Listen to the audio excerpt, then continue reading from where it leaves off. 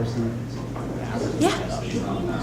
You will need your laptops for this. This is going to be another little hands-on bit of training. So we have, oh, you're good.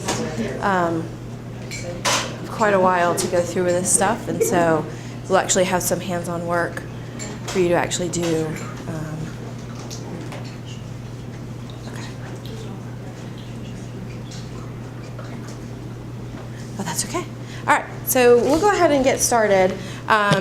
So welcome to your next edition of New Hire Training. I know you guys have been through a lot this week. I actually sat through this last year as a new hire, and it was a long couple of days. So I know that you guys have learned a lot and have gotten a lot of information. So hopefully this will continue to be helpful for you.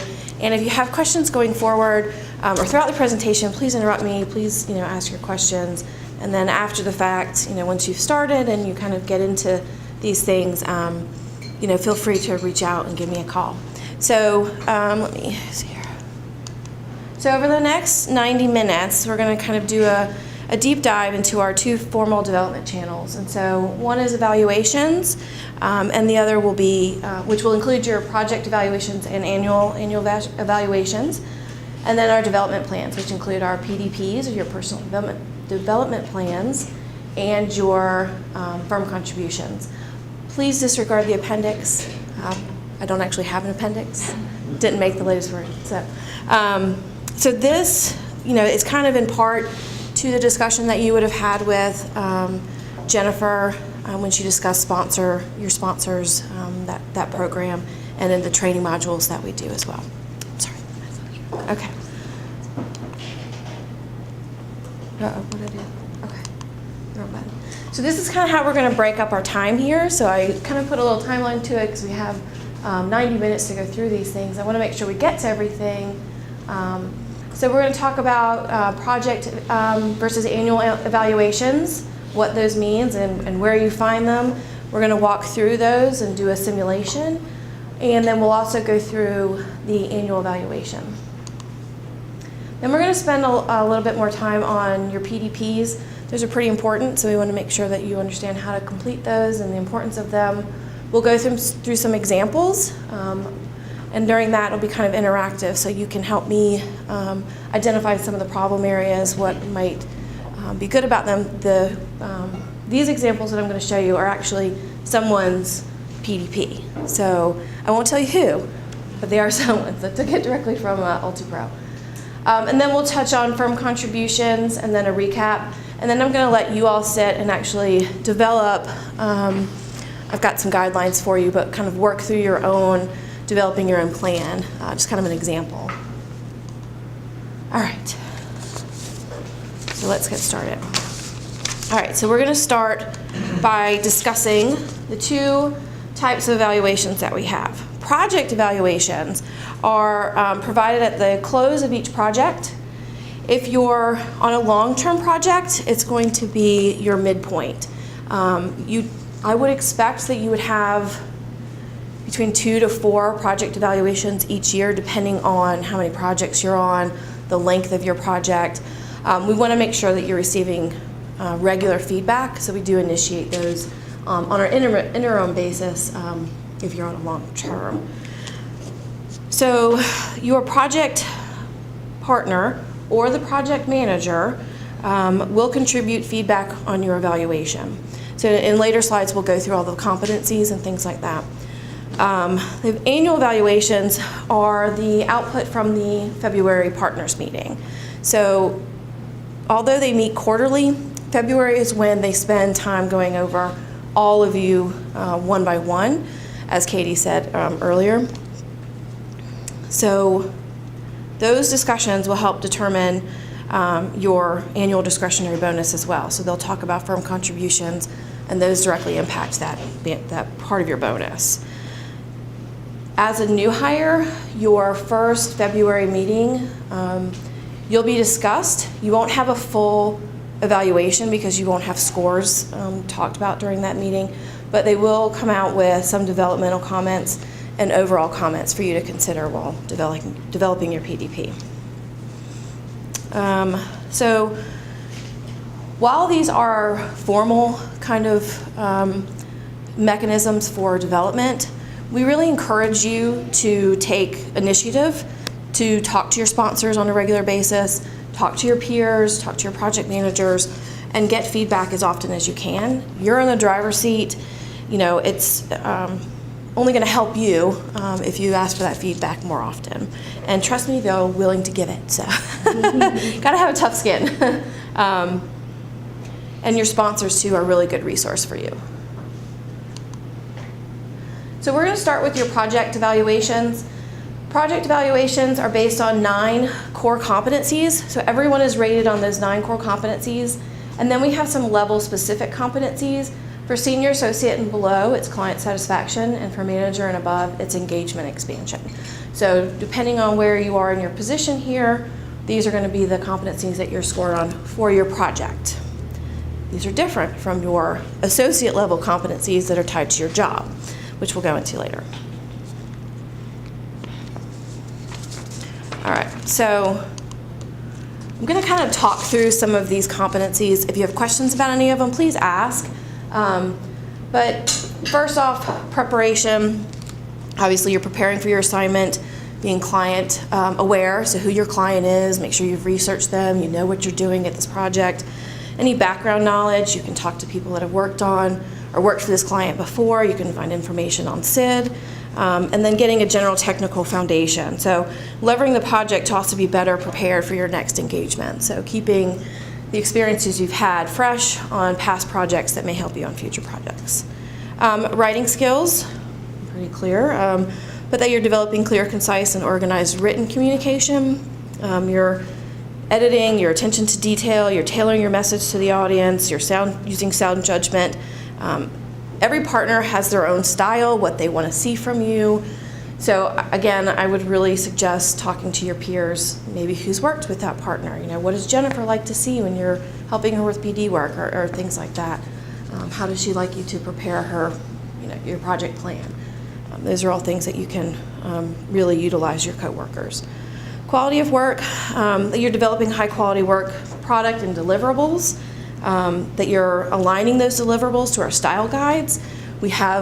You'll learn a lot about that this afternoon, our style guides, our templates, you know, how we expect things to be done. And then we're also doing them efficiently and cost effectively. Assignment and budget control, that you're completing your assignment as scheduled, you're adhering to the budget that's set by the project manager and the client. Skill and engagement organization, that you're preparing during the assignment on a day-to-day basis, making sure that you're ready for the day when it starts. Technical and analytical skills, pretty self-explanatory. You're organizing, analyzing, interpreting data, being intellectually curious, making sure that you're looking forward and anticipating some needs. Verbal communication skills, you're speaking concisely, you're able to talk in front of a client, you're professional. Attitude and interpersonal skills, that you're willing to do the task without grumbling about it. Some of your tasks are going to be really difficult. Some of them may be kind of menial, but we're expecting you to do them, and so we want to do them with a smile. Client leadership, that you're meeting expectations and able to read the client, that you're putting across the recommendations that you think the client's going to go for.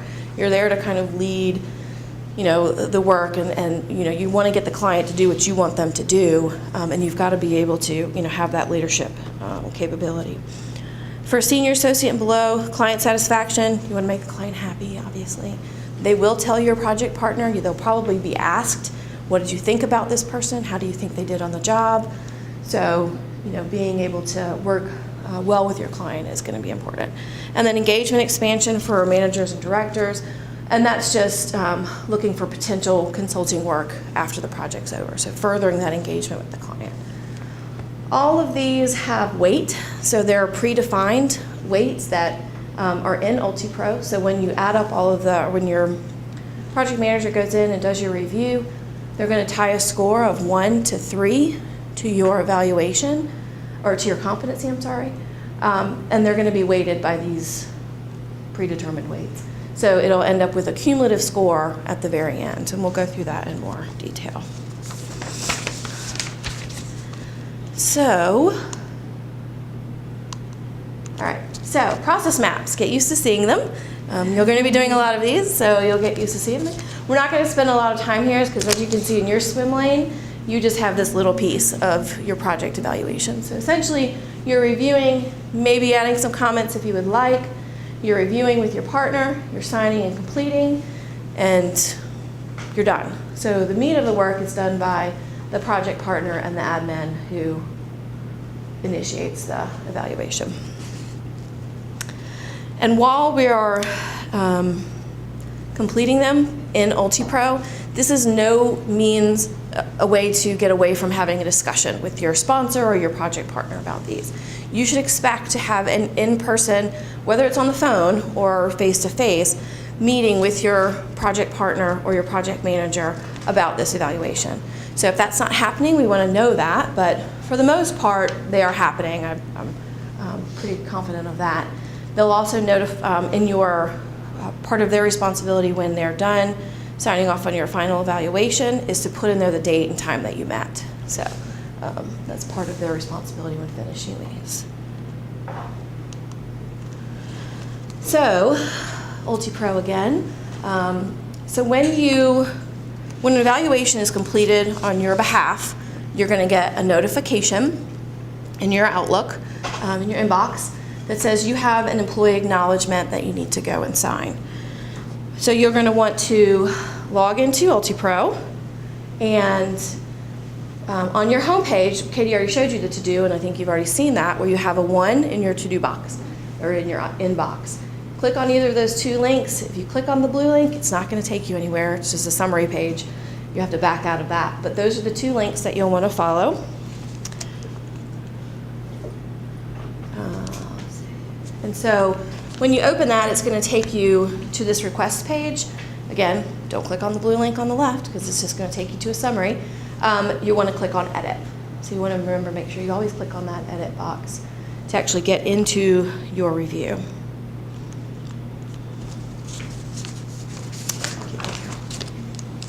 All right, so this is your review summary. This is what it's going to look like when you log in and see your the review that's been completed. So you can see that your project manager has already gone in and has rated you a cumulative score of a 2.6, which is good. It's a scale of 1 to 3. So 2.6 is pretty good. You fully met expectations. You can view your feedback on all the competencies by clicking on the View tab for competencies, and then overall comments. Some project managers or partners will put those in there, some won't. It's just kind of up at their preference. It's not required. If they don't put comments in the overall section, they've likely added comments under your competencies, so it's line by line. So, and they should have, you'll see some developmental comments in there as well. So once you reviewed the scores and seen, the comments, you have the opportunity to indicate your final comments here. So you are able to go in, put final comments in if you wanted to, if you didn't feel the project went well, or if you thought that things went really well, or you didn't feel like they fully captured how you performed on the project, you can put that information there, and then you're going to click Sign and Complete. And that's going to send it back to the project partner. There's another way. So once you've hit Sign and Complete, it's not going to show up in your inbox anymore. I'll show you where you can find those once they've been completed. So this slide is a little bit busy, but you'll see on the left, these are the actual competencies, which you should recognize because we just read through those. Assignment and budget control, and then attitude and interpersonal skills. So those are 2 of your competencies.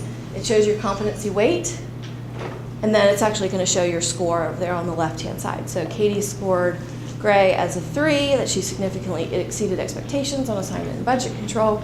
She did not leave any comments. Under number 2, she rated her 2 and she has a great attitude. So that's, you'll probably see more thorough feedback on your evaluation, but for testing purposes, this is where we are.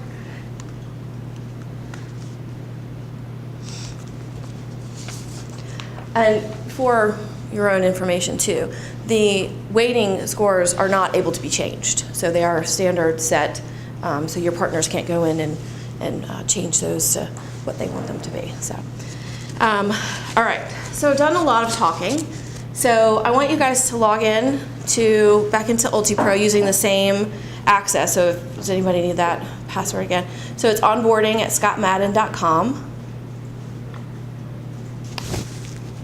And the password is password with a capital P _1234 exclamation point. I've been logged into mine. Did it reset? You want to log out and log into the test because you won't see anything in your inbox because you didn't have one yet.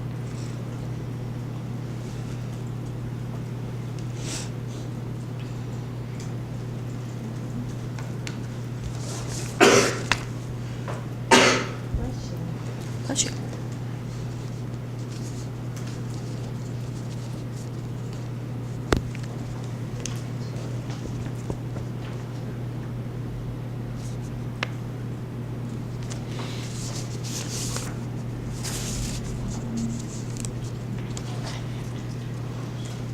Is everybody in? 1, 2, 3, 4 exclamation point.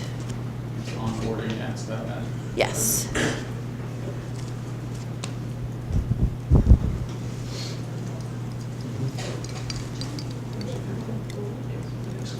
Sorry, did you say what to go from the dashboard? Not yet.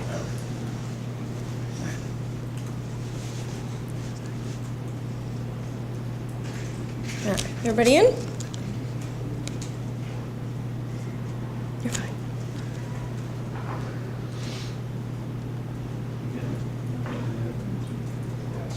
Exclamation point. Capital P. 1, 2, 3, 4. Oh, underscore 1, 2, 3, 4. Exclamation point.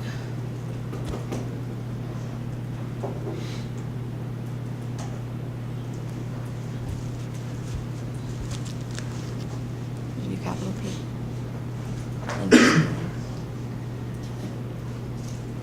Yep.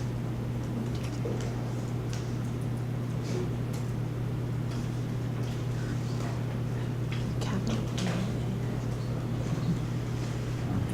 Underscore. No, it should be, yeah, it should, yeah. Oh, he's locked it out. Can you? I'm wondering if people that are already in, they'll get kicked out if I open the app, the password. Probably. Can you share with Ryan for right now, and then we can, Sure. and then we can reset it. Okay. So everybody else. My actual list. Yeah. So you could go in through that. You're not going to see the evaluation, but share with Brian. Okay. So once you've logged in, you should see a to-do up in the top right-hand corner. It's going to be in that front page for you. So you want to remember how to click on to get to your actual review. So you want to go click on that inbox or click on your to-do box. And then you're going to want to click on your first review.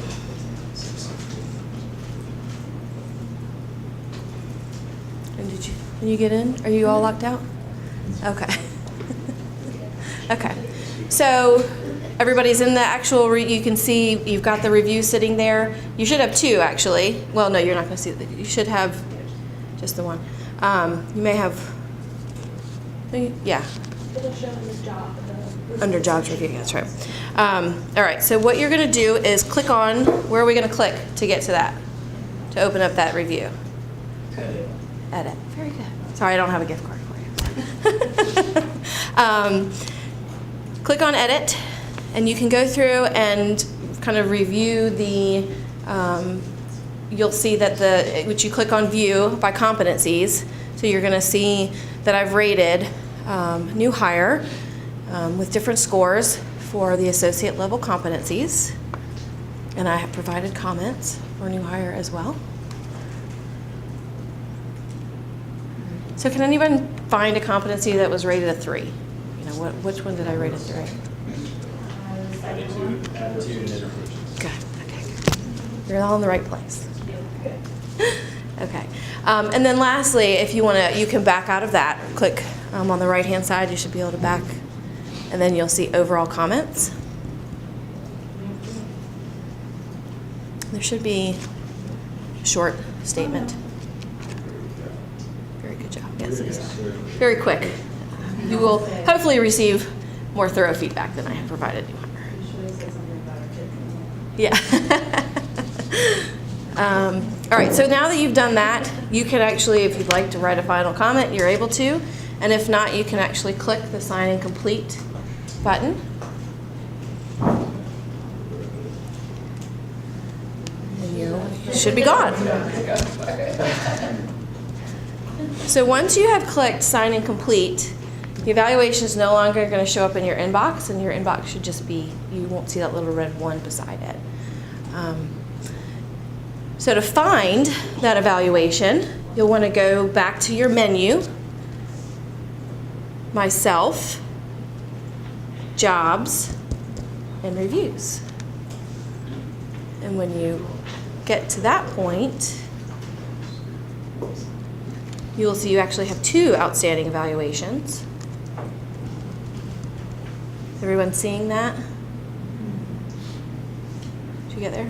Besides, not frozen. It's frozen. Or is it just like it's right now? Oh, Multiple users on the one trying to take an action might be too much. Okay, so let's pretend that you can see it. And when you click on, so you've seen some of those links before. So when you click on Jobs and Reviews, you're actually going to see that you have 2 outstanding reviews. One of them is going to tell you what status it's in as well. So the one that you just signed and completed is going to be in Manager Acknowledgement Status. And that means that the manager needs to go back in, read your final comments, and finish the evaluation. So they'll go in, put that we've met, we've sat down, we've talked about the evaluation, the date that they've done it, and they'll click Sign and Complete. So that will then show up in your history. So you'll have 2 spaces. You'll have pending and history in that reviews section. The other evaluation that you would see is in a manager assessment phase, which means that your manager has not started your project or has not completed your project evaluation. So you'll see that there. So anything that you have outstanding will show in that section. And so if it's getting to be a couple weeks or a month after you've had that project, you may want to follow up with your project manager and just ask for feedback or see, when you can expect that evaluation. So, all right. Can you try and get that fixed? Because we're going to need it. Or reset the password and we'll just. I'll reset the password and then I'll write it on the backboard. Okay. So he can't get it either, so I wonder if it's because we have. So it's probably because of the password, yeah. It's probably because we're locked out now. So which is fine. We'll reset it so that for our next section, we'll be able to get back in. Because we tested that everyone should be able to get it at the same time. So your annual evaluation. So we're going to move on from project evaluations. Does anyone have any questions about project evaluations? I know I just threw a lot of information at you, but okay. So you all experience those in the coming months as you get on your first project and roll off. So you all have some of those likely before you have any type of annual evaluation. And since you're not going to really have a full annual evaluation in February of this year, it's going to be abbreviated. We're not going to go through the process fully the way that we've kind of gone through project evaluations. But I do want to kind of talk through the competencies so that you understand kind of what the process is and what they're looking at. And then also, at the partners meeting, it's going to be important for you to be visible so they know who you are, because we're going to flash a picture of you up on the screen and any projects that you've had. But if they don't know you, then they're not going to have a lot of feedback. And so the more visible you are in the office, the more people you meet, the better off you're going to be in the long run.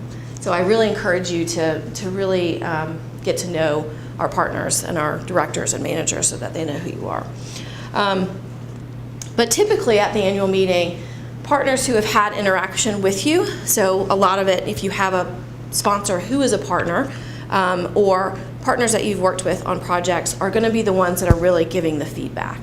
So they're gonna, we'll have your projects listed, and Brad's gonna ask, okay, who's worked on or who worked with Tom? Let's kind of talk about Tom and see how he's done. What are the areas for development? What are overall comments, and what has he done well? And then your sponsor will get that feedback and relay that to you after the meeting. So for job competencies, every position has their own competencies. Some of them build off of each other. So, your analyst competencies, the last 3, for your associate competencies, the last 3 analyst competencies also apply to you. And then you're gonna, as you move to a senior associate, the competencies you have as an associate apply as a senior associate, and then as a manager and a director. So you're kind of always moving forward, but still kind of keeping in some of those same identities that you had under your last position. We're going to talk about the associate level competencies since that's what applies to you all right now. Oh, perfect. Thank you. So again, these are the 6 competencies that you are going to be rated on at the end of the year. So the project competencies are different. They somewhat tie to these, and they do look at those project scores, but these are the overall job, how you've done all year in a kind of a cumulative way. So in communication, it's going to include both oral and written, that you're writing clearly, you're communicating well, you're able to talk to the client, you're able to talk to your other team members well. Problem solving, or analytical and problem solving, that you're working efficiently and you're able to present complex data, that you're understanding, that you've got the critical thinking skills that you need. Task management, that you're able to get things done on time, you're working in budget, and that you're doing high quality work. Work quality, again, that you're a master of our standards for deliverables, and attention to detail would fall under here. Ownership, that you're taking ownership of your work. You understand how the pieces that you're contributing to fit with the entire project. And then self-direction, that you are, without prompting, getting things done. So somebody's not having to hold your hand throughout the process, and that you're going above and beyond to achieve your objectives. Sorry, tongue-tied there. Any questions about the job competencies? Okay. All right. So we're going to move on from evaluations. Yes. With regard to project evals and annual evals, I didn't know if there was like an ultimate review. Do you see like a lot of managers or directors require like associates to create some sort of like support form before they start their evaluations? Or? Not their project evaluations, no. So they'll give you the feedback based on, and some will actually just talk to you one-on-one throughout the project. Some may not. Some will give you direct feedback as you're going along, but they don't usually ask for any type of self-evaluation prior to the project evaluation. The end of the year, we do. So you'll have pre-work that you'll do before you meet with your sponsor, and we'll go through some of that, but as we go through the development plan, so some of it will be tied to that. You will have an avenue for you to put in your how you felt the year, how your highs and lows were for the year, so that they can kind of represent you at that meeting. So development plans. So this is kind of a timeline of how our development happens and what your responsibilities are. This is kind of as a new hire, you are not required to complete a PDP or a personal development plan. We don't require our new hires to do it. Typically, the PDP is developed off of your competency scores from the February meeting. So that really wouldn't be until 2019. That's a long time to wait to start working on some personal development, I think.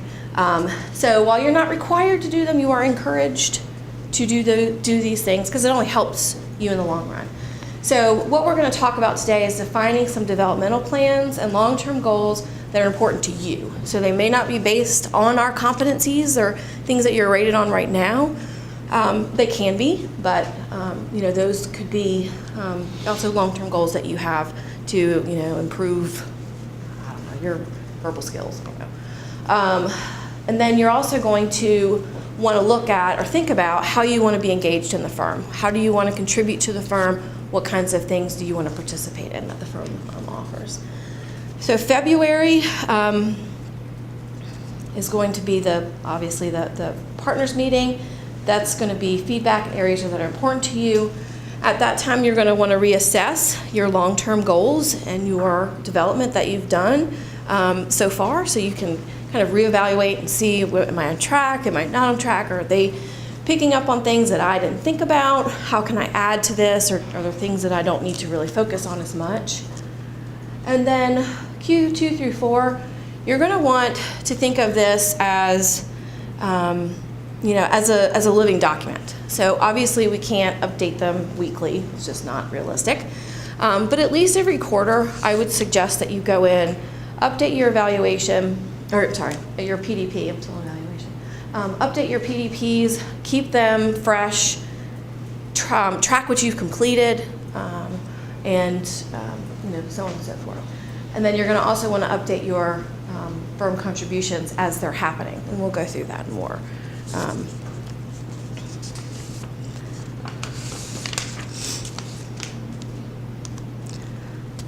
So in your personal development plan, we're going to have these, what I call them is small P's, in your big P plan. So you have developmental areas, which are short-term goals or objectives that align to level-specific job competencies.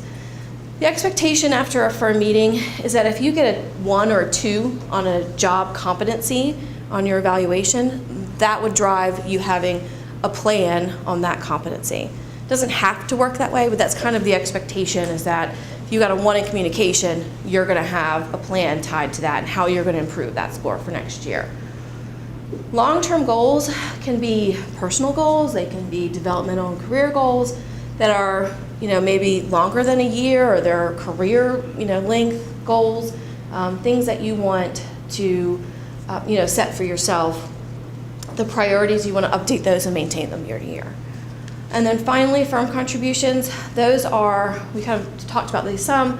I'll go into them in more detail, but example, COP involvement, SOV creation, working with Jennifer in recruiting, and then committee membership. I have a quick question. Yeah. So in my previous job, it was like a 1 to 4 situation, and they were like, you're never getting a 4. You might get a 3, but don't be upset if you get a 2. Yeah. Is that kind of how this would work for the 1 to 3? Like, most likely you won't get a 3, or a lot of times you get 3s? Just like expectations. It's kind of a mixed bag, I think. In some of these, things, we're always working on, are we rating people the right way and training, and there's some rater error across the board. Not everybody rates the same. But I would say you generally see more 2s and 3s than 1s. I think they take 1s very seriously. 3s are also taken pretty serious. I would say you probably see more 2s across the board than you see more 3s. Jennifer, do you think that's... I'm taking the reins from Jennifer on this, so fingers crossed I'm doing an okay job. Really good. Strong feedback, guys, strong feedback. So I put together a couple of SMART examples. I'm hoping everyone knows what a SMART goal is. But just to kind of give you an idea of, these are kind of brief, but what you would want to kind of put together in your plan. So for communication, I want to improve my public speaking skills. I'm going to attend a speakeasy course by the end of Q4 to improve my public speaking skills, which will be used to improve my confidence in communication with project partners and clients. So it's pretty much specific, it's measurable, it's attainable, it's realistic, and it's got a time set to it. So if you didn't know, I just spelled out SMART for you guys there. I know SMART goals can sometimes be kind of difficult depending on the type of work you're doing, but I think in some of these, trying to be specific is important because you want to make sure that you're able to obtain these goals, and they're not so vague that they just, I worked well this year. It's, you want to make sure you're doing something that you can actually track. Technical and analytical skills, I want to grow in my career. I need to improve my PowerPoint skills. And by taking, there's a typo here, an online PowerPoint course and reviewing tutorials within the next 3 months, I'll improve my skills, which will help me become more efficient. So again, they're pretty specific and attainable. And then quality of work. This I actually took from someone. I thought it was actually a pretty good one. So I'm going to improve on my quality of work by focusing more attention to detail, by creating a detailed work plan that elements my key job functions on each project, making a list and checking off each item as it's completed, creating long-term lists. And I'm going to do that within the first 2 weeks of my project. Obviously, it's going to grow, it's going to change as you move through your project, but having a realistic list of things that you need to accomplish during your project is probably going to be really important to keep you on track. I'm a list person, so maybe you aren't, but it kind of helps me keep focused throughout my work. So those are 3 kind of examples. We're going to go through also a few examples of a PDP that I stole from someone that may not be quite as smart, and I'm going to have you kind of point out some things that may be missing or how we can improve on those. Long-term goal examples. I'm not going to read through all these for you, but again, these are some goals that I actually stole from someone else too.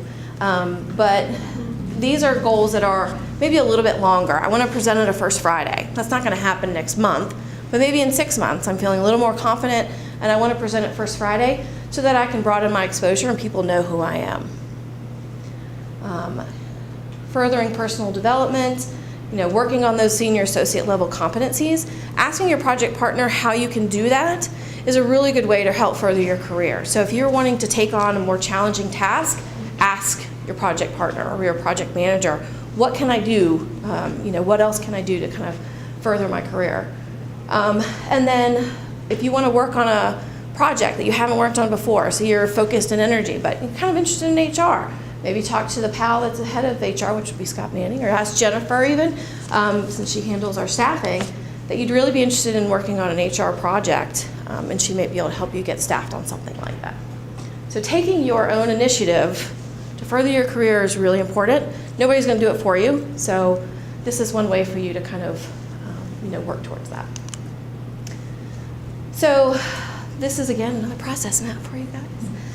And so this is how we're not going to spend a lot of time here, but this slide mostly is for me to tell you that when you're doing your PDP, it's not going to notify anybody that you've done it. The way that your project evaluation is going to tell you that you have something out there. This is going to be on you to notify your sponsor that it's complete. You'll notify your sponsor that I've completed my PDP. Please go in and review it. Let me know your thoughts, comments. There's a place in there that they can write comments and you guys can have a conversation back and forth that's documented there. They may give you suggestions on how to improve some things. And so that's kind of the purpose of this.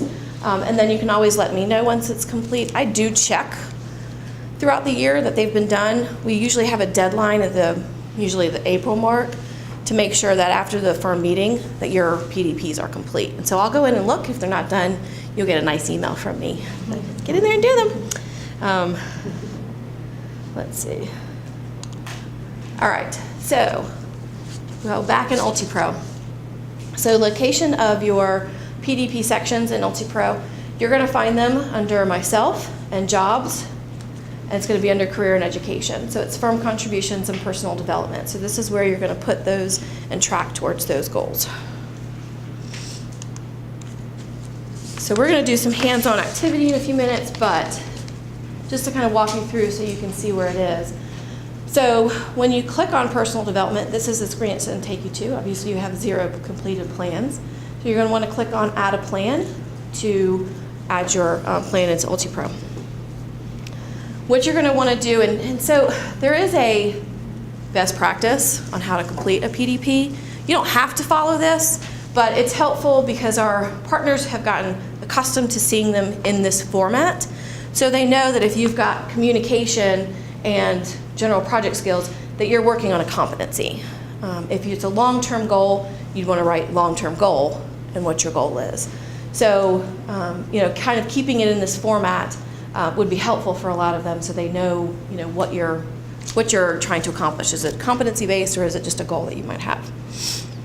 You're also going to provide the details, why this is important to you, what you're wanting to accomplish. There is a drop-down box for you to select the actual competency that you're working on, and that's really for our reporting functions. So if you wouldn't mind using that drop-down box. And then when you think you complete the plan. Is this long-term? Is this the end of the year? Is this 3 months? Is it 2 weeks? Whatever your timetable might be. It's monthly, so it's not going to be weekly. Sorry about that. So it's going to be monthly. Finally, let's see. So under here, so this is, all right, so you've got a newly created plan for a job competency or a long-term goal. You've got your communication, general project skills. Next thing you're going to do is add a task. Now, it's important to be brief here because our tasks do have a character limit. So writing a long sentence, the way that mine were written, may not work in this situation. You may have to be a little bit more brief and, kind of just a bullet point of what you want to accomplish. Your details can have more characters, I believe. The plan detail, you can add more character there. But, these would kind of be some specific things, attend speakeasy course. That would be a more specific task. Any questions? Okay. So, it's kind of hard to read. Sorry about that. So, this is an example that I took from a current employee, current associate, ScottMadden. Can you guys see this okay? Kind of hard to see. No? Okay. So, I guess I'll just tell you then. Okay, so there are some mistakes made here. There's a lot of room for improvement for some of these. So first off, number one, the plan is not in the correct format. It would be, she wants to work on analytical problem solving. It shouldn't have job in front of it. It should be analytical and problem solving, and then a summary after that. The plan details are fine. They're quite vague. Would like to focus on energy and finance literacy. No other detail provided there. And then the tasks are not very specific. So she's going to audit a rate case exhibit, improve upon analysis conducted in our carbon footprint report, improve ScottMadden model through analytics community of interest, and publish the SID. So to kind of make some of these more specific and improve a ScottMadden model, well, which model are you going to use? Where are you going to find it? When are you going to accomplish it? Improve upon analysis on our carbon, what are you going to do to make these more actionable? These are kind of vague, and we want to make sure that we've got some action plan going on. Can't think of anything? Ask your sponsor. Talk to your colleagues. What are you doing this year? What are you guys working on? Or what kind of things do you think I could add to this to make it a little bit more specific or actionable? Communication, again, it's in the incorrect format. And I'm not a format police, so if you guys don't have it in the right format, I'm not going to come after you, but your sponsor may comment or partner, I don't know, they may or may not. And again, some of these tasks are somewhat vague. They do have to be somewhat short, but consider aligning a task to a specific project deliverable. So if you're working on something that might help you, she's talking about using a bluff approach. So instead of develop slides with a bluff approach, review X deliverable. So I don't know what a bluff approach is. I don't know if you guys know what that is, but I don't know what that means. But if she's going to do that, maybe tie it to a deliverable that she's working on for a current project, or even something that maybe she worked on, or he worked on a previous project. And finally, work quality.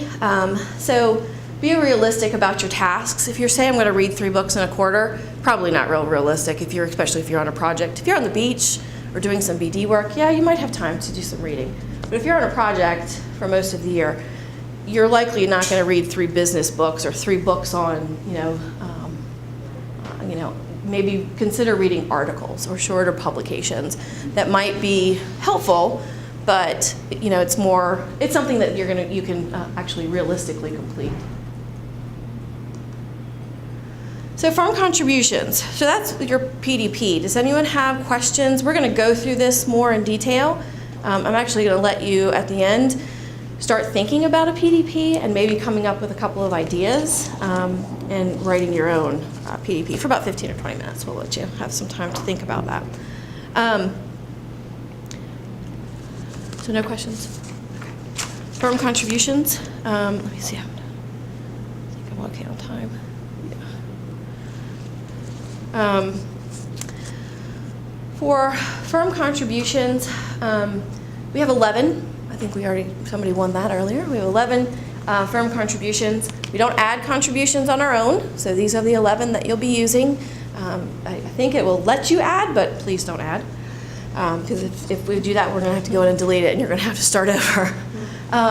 So the firm contributions that we have are our annual firm meeting, and that's if you're on the committee for our annual firm meeting. So the committee comes up with the activities and develops the content for the meeting. So if you're involved in that, it's it's a lot of work, and so we do give you credit for working on that. Business development activities. So if you're on the beach, these non-billable support activities are important.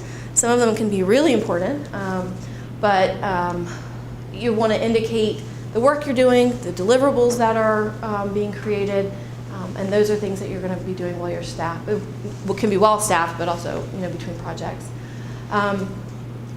COP contributions. I think you've already had a COP kind of overview, so the communities of practice. That would be active participation. So this really would come into play once you've been here for a while, you've selected a COP to join, and you're being active, you're an active participant, you're coming up with content or other items that further our COP goals. The diversity committee, Katie kind of talked on that. We have quarterly meetings. We actually have an all hands, or not all hands, a whole committee meeting that's where actually we get together once a year. The rest of them are like a webinar kind of thing. First Friday presenter. So if you're a primary presenter, we have people that make announcements and may do a few short presentations at the beginning. But if you're a primary presenter at our First Friday meetings, then that enhances knowledge. You can count that as a contribution. New hire training. So I get a firm contribution for being a new hire trainee today. But if it's something that I think knew we did this year, they had the board or a panel of new associates from last year come and talk to you guys. So they would get some credit for that. Being an onboarding ambassador, which I think is kind of a fun thing. But as long as you're providing assistance to a new hire to whom you're assigned.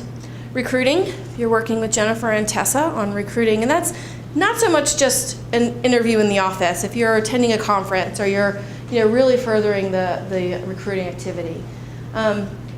Something of value, or I've heard statement of value, is a document that's published to our website or presented to our clients. Special projects, it's kind of a broad area of contribution here, but significant projects that have a firm-wide impact. We have one of our managers that's helping Katie and I with our end-of-year process on our evaluation. So we implemented UltiPro last year, so it was the first year that we had that. So we had some pain points, and so we have one of our managers that's helping with us, and that's a big special project. So she's really dove into that. But and then a white paper with some, it's a publication, something that you've really done a lot of research in. It could be published to our website or other forums. So these are the 11 ways that you can contribute to the firm, be a good firm citizen. This is going to directly impact your annual bonus. So that discretionary bonus that you're given once a year, this is where you want to focus. If you want to get your whole bonus, do some of these things. There's no guidelines on how many, how often. It's just kind of do something. So I think COP contributions is a big one. Really being involved there. Stepping up during your involvement in COPs and that sort of thing. So and then BD work is also looked at, I think, pretty heavily. So be thorough in your work. May not be something you always want to do, but it is looked at. So those are the firm contributions. We will track those in UltiPro. So the way that we do them is we have a progress. So you go between 0 and 100% if you're tracking towards some of these. If you have 0 complete, obviously it's not something you're doing. If you're not on the annual firm meeting committee, you're going to have a 0 there until you were actually invited to be a committee member. When you want to update or track towards some of these, you'll click on the blue link there, then you can add your progress. So this is where you're going to enter your contribution goal or what you've done, or I did a BD job for Kristin Lyons and this is what I've done. Your firm contribution progress, maybe 15%. You're going to want to include in there that the visibility is public. That doesn't mean that everybody can see what you're doing. That just means the partners and your sponsor can see what you're doing. And then you want to include that in your review, and that's for our reporting. We report on this every year. We provide your sponsor with a report of your activities, and so we've got to have that clicked in your review. If it's not, we'll let you know. But and then you're going to post.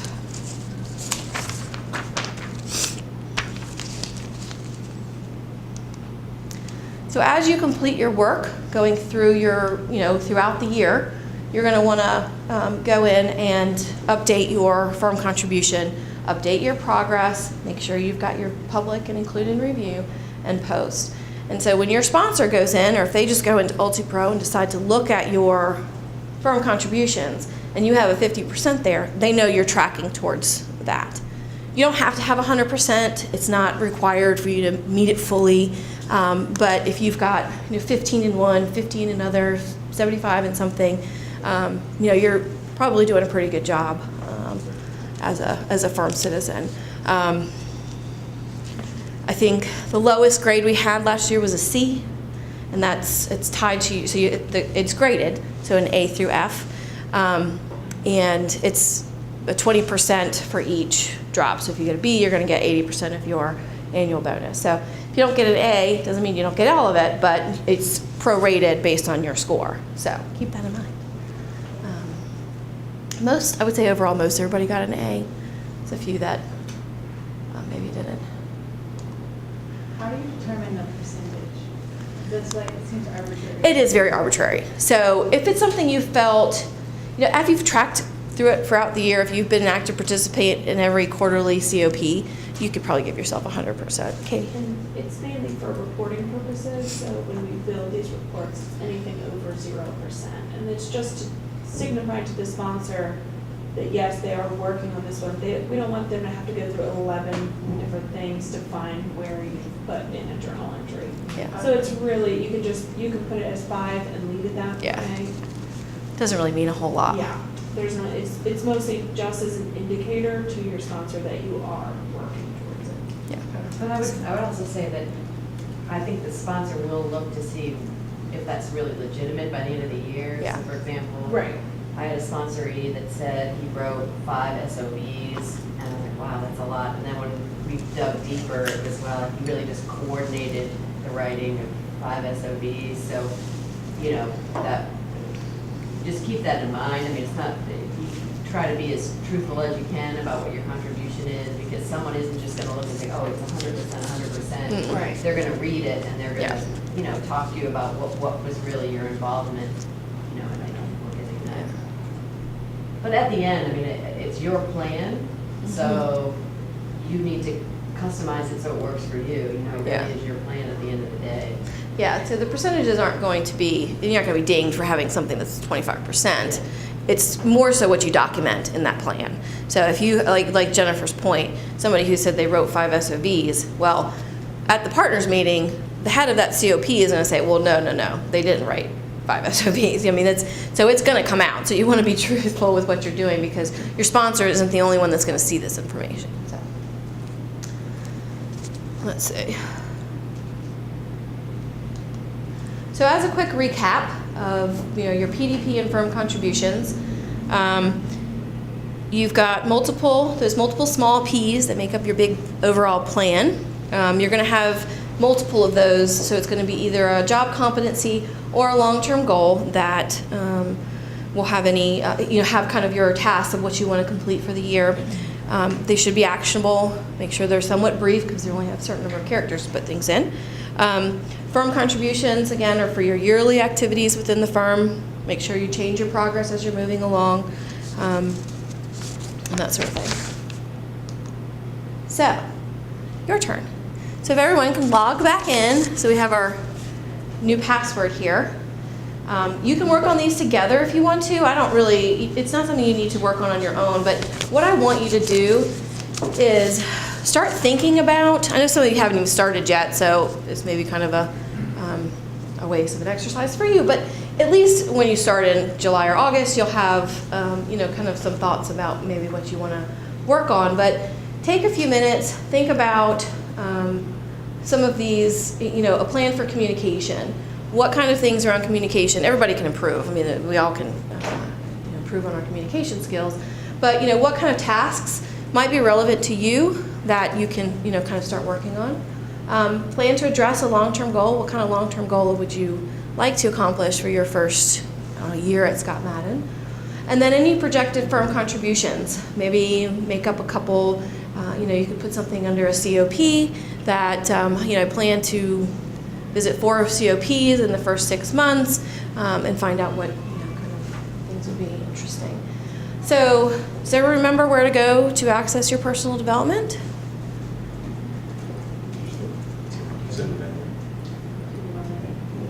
Menu, career, and education, personal development. Very good. No, I was just writing it down. You could write them down if you'd rather as well.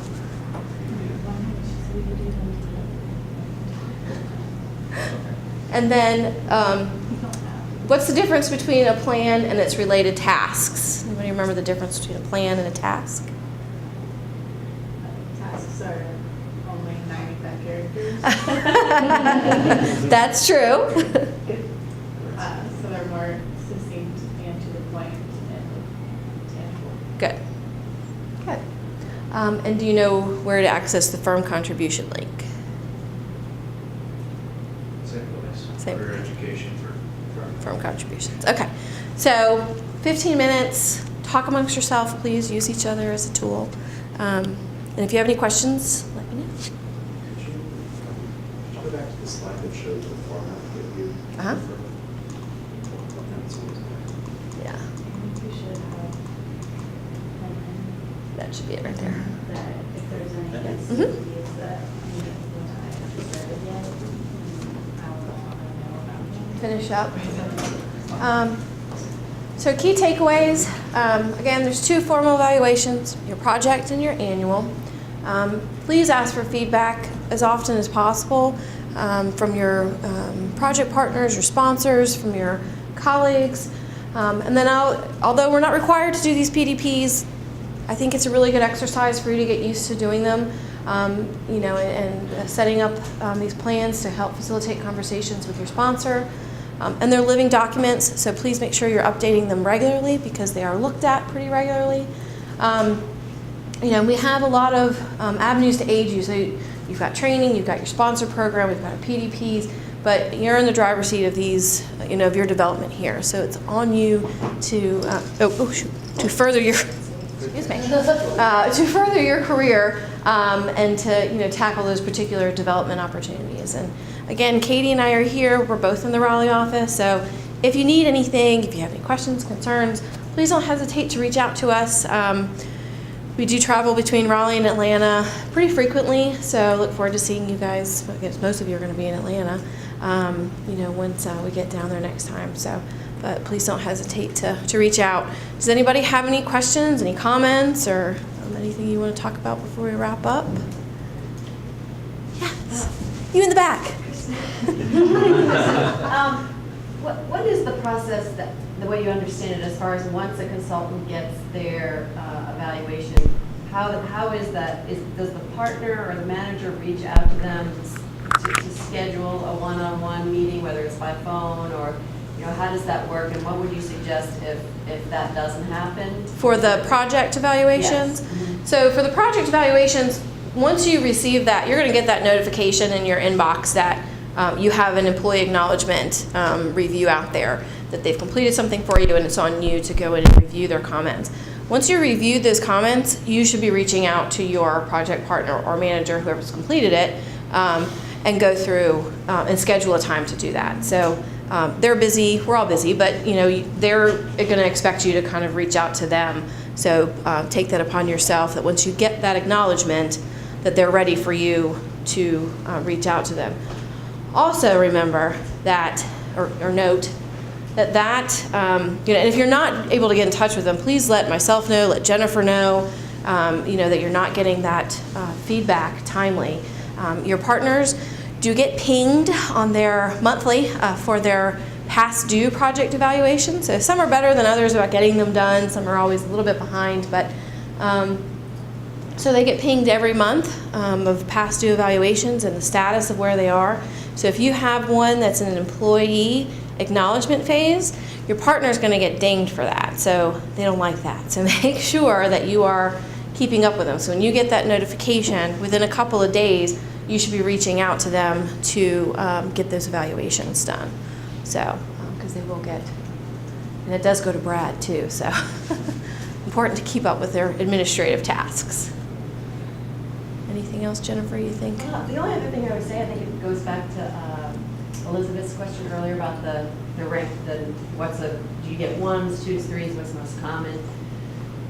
I think it's almost like when you're in school and you have different professors and they have different grading, and you've got some professors who are easy graders and you have some professors who are really tough, and so you'll understand who those are. And my advice would be, don't focus so much on the number. I know it's hard because there are numbers everywhere, percentages and whatever, but I can tell you at the February partners meeting, when all of the consultants are discussed and the scores are up there, it's far more about what the partner says about your work than whether it's a 2.5 or a 1.9 or, I think it's difficult when you're looking at those numbers, oh, I went up or I went down, but trust me, it's the numbers are up there, but then the partner speaks about your work on the project, and that's what people listen to, and that's what's important. So if anything, I would suggest you focus more on his or her comments on the project evaluations, and not get so wrapped up in the numbers, because really, as long as you're in a good range, it's much more about what your work was and how they speak about you and how you contributed. So. And if you have any concerns about once you get a project evaluation, if there's something you're, not sure about, or if you don't agree with it, put those, document that. That's what that comment section is there for you to do. Or if you felt like you, had, your technical ability was stronger than what the score indicated, or, what the comments indicated, that, you have that opportunity to do that there as well. So, you're, well and able to, be vocal about your performance. So,